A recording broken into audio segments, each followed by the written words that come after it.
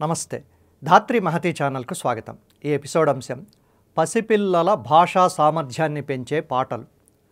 పాటలతో పెరిగే భాష.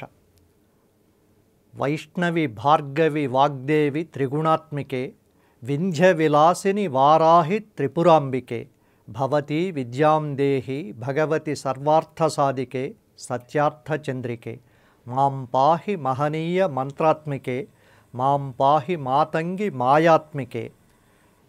ఆపాత మధురము సంగీతము అంచిత సంగాతము సంచిత సంకేతము శ్రీభారతి క్షీర సంప్రాప్తము అమృత సంపాతము సుకృత సంపాకము సరిగమ స్వరధుని సారవరూధిని సామనాద వినోదిని సకల కళా కళ్యాణి సుహాసిని శ్రీరాగాలయ వాసిని మాం పాహి మకరంద మందాకిని మాం పాహి సుజ్ఞాన సంవర్ధిని.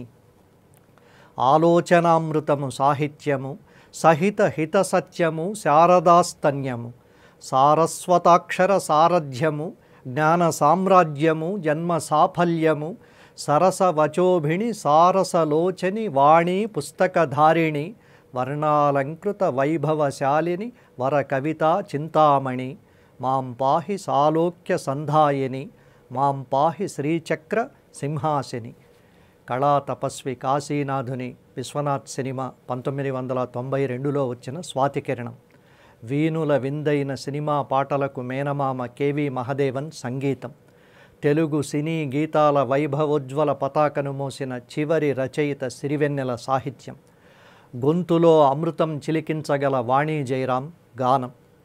ఒక చరణంలో సంగీతం, ఇంకో చరణంలో సాహిత్యం గొప్పతనమేమిటో నిర్వచించారు సిరివెన్నెల. పొద్దుపోవడానికి వినాల్సిన పాటలు కొన్ని, అర్థంతో సంబంధం లేకుండా శబ్దాల హోరుకు ఎగరాల్సిన పాటలు కొన్ని, ఆ కథా సందర్భం నుండి బయటికి తీస్తే అర్థం కాని పాటలు కొన్ని, సందర్భం దాటి లక్షణ గ్రంథాలుగా సిద్ధాంత వ్యాసాలుగా ఆయా విషయాలకు రెఫరెన్సులుగా నిఘంటువులుగా నిలిచి ఉండే పాటలు కొన్ని.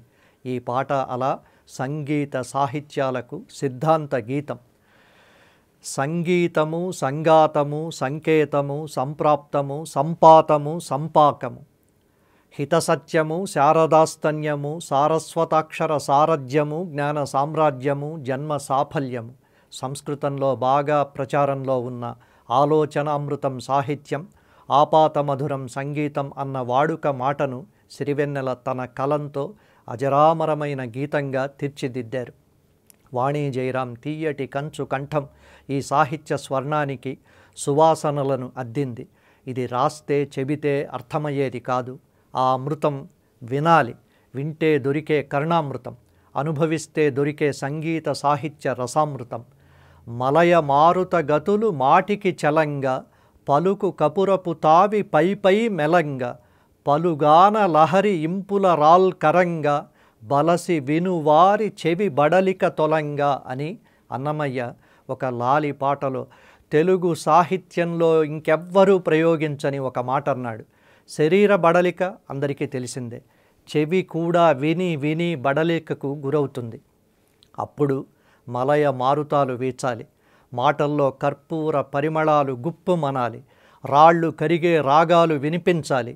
ఈ గానామృతానికి చెవి బడలిక తొలగిపోవాలి. ఈ స్థాయిలో వెంకన్న చెవి బడలిక తీర్చిన పదాలు కాబట్టి వెంకన్న మళ్ళీ మళ్ళీ వాటినే రీప్లే చేసుకుని వింటూనే ఉన్నాడు. ఇంకో అన్నమయ్య పుట్టే అవకాశమే లేదు కాబట్టి భవిష్యత్తులో కూడా వాటినే వింటూ ఉంటాడు. అలా చెవి బడలిక తొలగిపోయే పాటలకు మాట రాని పసిపిల్లలు కూడా మైమర్చిపోతారని, భాషలో మాటల కన్నా ఆ మాటలు పాటగా మారినప్పుడు పసిపిల్లలు మరింత చెవి ఒగ్గి వింటారని, పాటల ద్వారానే భాషను పసిపిల్లలు బాగా పట్టుకోగలుగుతారని బ్రిటన్ కేంబ్రిడ్జ్ ట్రినిటీ కాలేజీల సంయుక్త అధ్యయనంలో శాస్త్రీయంగా రుజువయ్యింది. ఈ అధ్యయన బృందంలో భారత మూలాలున్న శాస్త్రవేత్త కూడా ఒకరున్నారు. ఈ అధ్యయనం తేల్చిన విషయాలివి.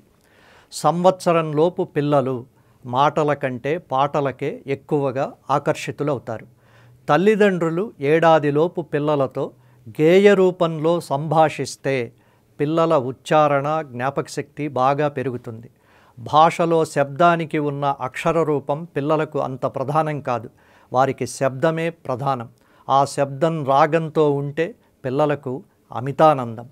సడిసేయకో గాలి సడిసేయబోకే, బడలి ఒడిలో మా బాబు మా పాప పవ్వళించేనే, రత్న పీఠికలేని రారాజు రారాణి నా స్వామి లేదా దేవి, మణి కిరీటము లేని మా రాజు మా రాణిగాకేమి, చిలిపి పరుగులు మాని కొలిచిపోరాదే, ఏటి గలగలలకే ఎగసి లేచేనే, ఆకు కదలికలకే అదరి చూచేనే, నిదుర చెదిరిందంటే నేనూరుకోనే, సడిసేయకే పండు వెన్నెల నడిగి పాన్పు తేరాదే, నీడ మబ్బుల దాగు నిదుర తేరాదే, విరుల వీవెన పూని విసిరిపోరాదే అని మన దేవులపల్లి కృష్ణశాస్త్రి మనకిచ్చి వెళ్ళిన జోలపాట పాడతారో, చిట్టి చిలకమ్మ అమ్మ కొట్టిందా అని చిలుక అవుతారో, ఏనుగమ్మ ఏనుగు మా ఊరొచ్చిందేనుగు అని ఏనుగవుతారో, చికుబుకు రైలు వచ్చింది దూరం దూరం జరగండి అని రైలు బండి అవుతారో మీ ఇష్టం. పసిపిల్లల ముందు మీరు పాటై పల్లవించాలి అని మాత్రం గుర్తుపెట్టుకోండి. ఏడాదిలోపు తడబడే వారి చరణాలకు మీ చరణాలే ఆలంబన అని తెలుసుకుని గొంతు విప్పి పాడండి. పాడితే పోయేదేమీ లేదు, మీ పిల్లల భాష మెరుగుపడడం తప్ప. మరో ఆసక్తికరమైన అంశంతో తర్వాతి ఎపిసోడ్లో కలుద్దాం. అంతవరకు సెలవు, నమస్కారం.